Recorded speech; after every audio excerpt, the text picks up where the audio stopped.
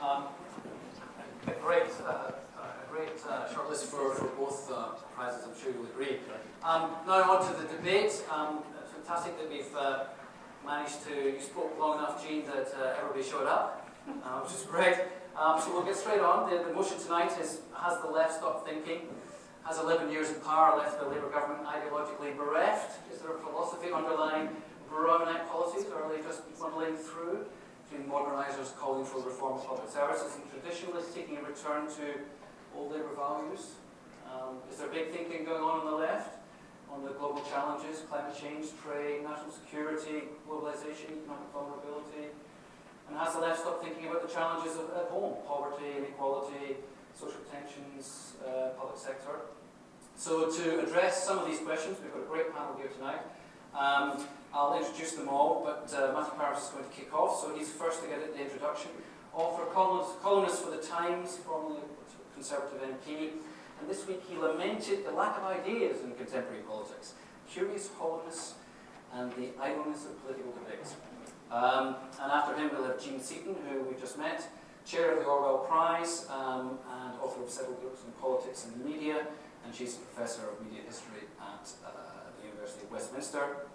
After him, if you don't mind, we'll have Greg Clark, Conservative MP for Tunbridge Wells, former Director of Policy for the Tory Party, and co-author of a pamphlet that argues Labour's intellectual larder is empty, and the momentum is with the Conservatives. Will Hutton, political author, columnist, and former editor of The Observer. Most recent book was on the rise of China and the challenge its growth poses to the rest of the world. He's criticised Labour for its timidity in failing to check the excesses of the city and the big banks. Peter Hitchens, author, broadcaster and columnist for the Daily Mail, equally at home criticising the Tories as Labour. Peter struggles to find a good word to say about the political leadership of this godless land. Before he corrects me, it's the Mail on Sunday. Apologies. Dennis McShane, MP for Rotherham and former Minister of Europe, and regular columnist for The Guardian. He recently wrote that we need a route map to a new Britain.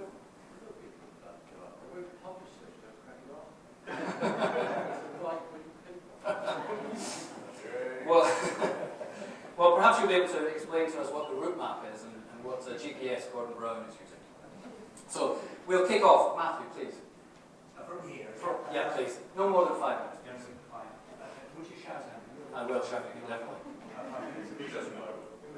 I was perplexed to hear you say that the left-wing members of the panel were here due to problems with public transport. The idea that the left come by public transport was fanciful in the extreme.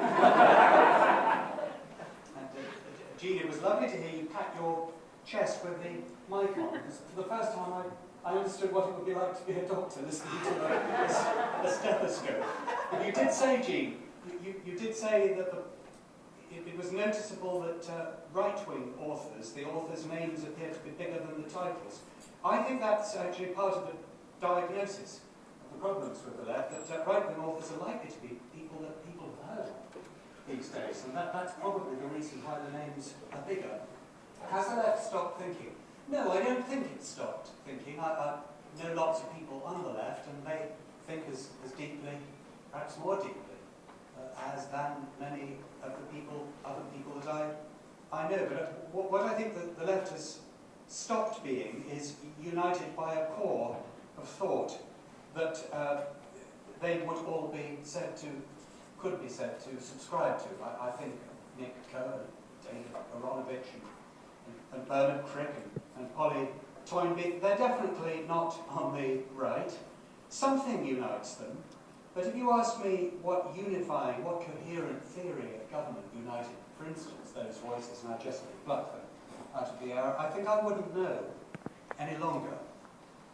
And I think it's important at the start of the debate to distinguish between the left and the Labour Party and the present Labour government. I don't think that the present Labour government is of the left, ever meant to be of the left, ever made any serious attempt to be of the left. And so I don't think the successes or failures of this government should be put to the credit or discredit of the left. They came in meaning to forge a very different way from the left-wing way. Our paths had diverged before the result of the 1997 general election was declared, and we can talk all we like about this government, but it isn't fair to associate it with the left, the failures or the successes of the left. Nor do I think that the current end of history idea that we are all free marketeers now is actually at the root of the problems of the left. I think the root of the problems of the left can be traced a great deal further back. I don't quite know what left means. I'm not of the left, and I don't have any sort of intimate understanding of how they think. But I think if it doesn't have something to do with being on the side of the masses, being on the side of the ordinary, the small man and woman against privileged groups, then I don't know what it is.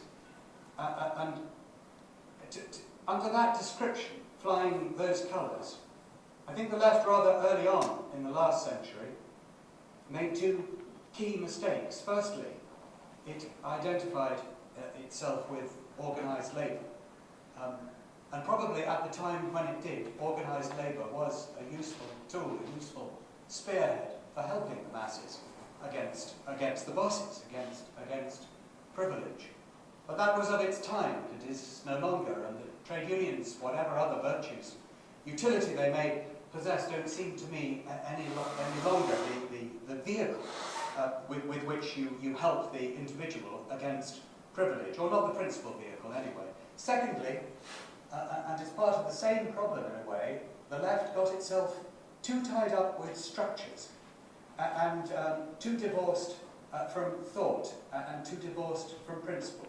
Of course, one of the structures I just mentioned was the trade union movement. The left then got, if not into bed, into an uncomfortably sympathetic relationship with the development of socialism, particularly in the Soviet Union, some parts of the left, of course, in China. Now, that isn't to say that most of the left then, or much of the left now, would make any serious defence of Soviet communism. Nevertheless, there was an uncomfortable wish that it should succeed, and an awkwardness that I think was bad for the left's own morale as the Soviet Union culpably failed, but also very bad for the left's image with the rest of the public.